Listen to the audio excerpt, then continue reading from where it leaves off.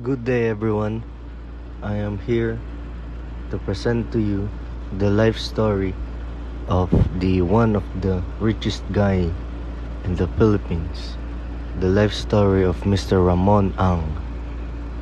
Ramon Ang started out by fixing and selling used Japanese cars and truck engines. Subsequently, with the late Eduardo Cojuangco, he sold aluminum wheels.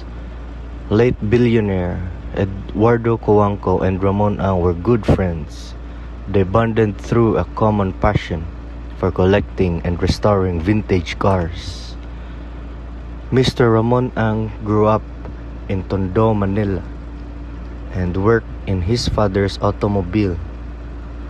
As a working student, he holds a Bachelor of Science degree in Mechanical Engineering from Far and Eastern University, or FEU.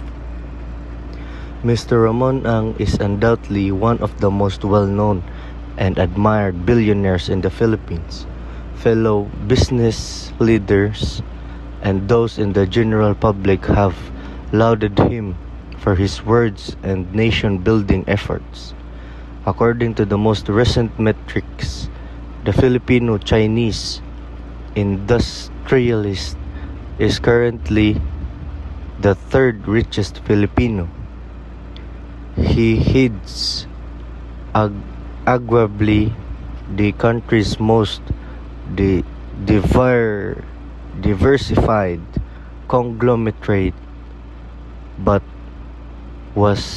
it was his generosity during and after the pandemic, as well as his company's infrastructure projects that have endeared him to many Filipinos.